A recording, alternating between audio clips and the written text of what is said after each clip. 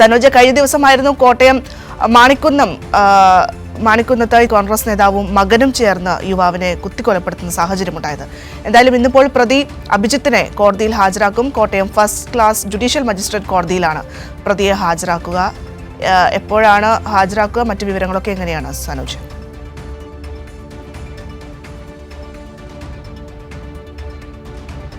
ഇന്നലെ രാവിലെ കോട്ടയം ഒരു കൊലപാതകത്തിൻ്റെ വാർത്ത കേട്ട് ഞെട്ടലോടുകൂടിയാണ് ഉണർന്നത്. അതിലൊരു കോൺഗ്രസ് നേതാവിൻ്റെ മകനും കോൺഗ്രസ് നേതാവുമൊക്കെ കസ്റ്റഡി എടുത്തു എന്ന വാർത്തയാണ് ആദ്യഘട്ടത്തിൽ പുറത്തു വന്നത്.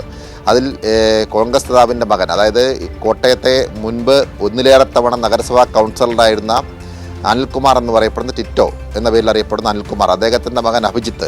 ഈ അഭിജിത്ത് ദീർഘകാലമായി MDMA ഉൾപ്പെടെയുള്ള ലഹരി വസ്തുക്കളുടെ വ്യാപാരവുമായി ബന്ധപ്പെട്ടുകൊണ്ട് വലിയ ശൃംഖലയിലെ ഒരു കണ്ണിയായി പ്രവർത്തിക്കുന്ന ആളാണ് ഈ അഭിജിത്തും ഒപ്പം തന്നെ കൊല്ലപ്പെട്ട ആദർശും ഈ ലഹരി ഇടപാടുമായി ബന്ധപ്പെട്ടുകൊണ്ടുള്ള കാര്യങ്ങളിൽ സജീവമായി നിൽക്കുന്ന ആളാണ്. ഇവർ തമ്മിൽ സുഹൃത്തുക്കളായിരുന്നു. കഴിഞ്ഞ ഇടങ്ങളിൽ സാമ്പത്തികവുമായി ബന്ധപ്പെട്ടുകൊണ്ട് തർക്കത്തിൻ്റെ അടിസ്ഥാനത്തിലാണ് ആദർശിനെ വീട്ടിലേക്ക് വിളിച്ചു വരുത്തി പിന്നീട് കത്തിക്ക് കുത്തി കൊലപ്പെടുത്തുന്ന സാഹചര്യമുണ്ടായത്.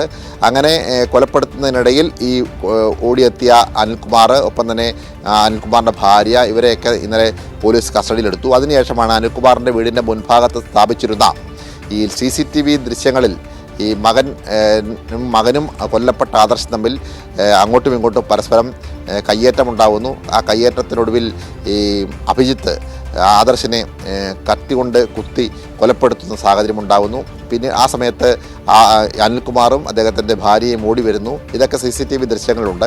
ഈ CCTV ദൃശ്യങ്ങളും ഒപ്പം തന്നെ ഈ കൊല്ലപ്പെട്ട ആദർശിൻ്റെ കൂടെ ഉണ്ടായിരുന്ന റോബിൻ എന്ന് പറയപ്പെടുന്ന മറ്റൊരു ലഹരി ഇടപാട് കേസിലെ പ്രതി റോബിൻ്റെയും ഒക്കെ മൊഴിയുടെ അടിസ്ഥാനത്തിൽ ഈ അനിൽകുമാറിനെയും ഭാര്യയെയും പ്രതി ചേർക്കുന്നതിൽ നിന്നും ഒഴിവാക്കി അഭിജിത്ത് ഒറ്റയ്ക്കാണ് ഈ കൃത്യം നിർവഹിച്ചത് എന്ന് പോലീസിന് ബോധ്യപ്പെട്ടതിൻ്റെ അടിസ്ഥാനത്തിൽ ഈ അനിൽകുമാറിനെ ഒഴിവാക്കി അഭിജിത്തിനെ മാത്രമാണ് പ്രതി ചേർത്തത്. ഇന്നലെ അഭിജിത്തിനെ സംഭവ സ്ഥലത്തെത്തിച്ച്, അതായത് ഈ കോൺഗ്രസ് നേതാവായിട്ടുള്ള അനിൽകുമാറിൻ്റെ വീട്ടിലെത്തി സംഭവ സ്ഥലത്തെത്തിച്ച് തെളിവെടുപ്പ് നടത്തിയിരുന്നു.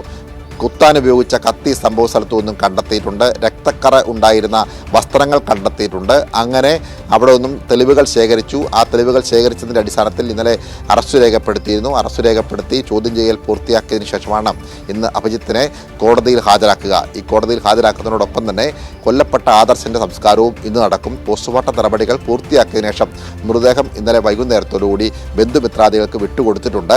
ഇന്നാണ് ഈ കൊല്ലപ്പെട്ട ആദർശിൻ്റെ സംസ്കാര ചടങ്ങുകൾ നടക്കുക. ഇതിനിടയിലാണ് കൊലയാളിയായിട്ടുള്ള, അതായത് പ്രതിയായിട്ടുള്ള അഭിജിത്തിനെ കോടതിയിൽ ഹാജരാക്കുക.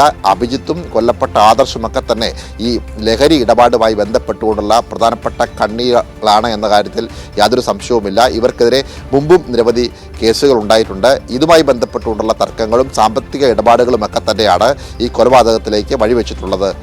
ഭദ്ര.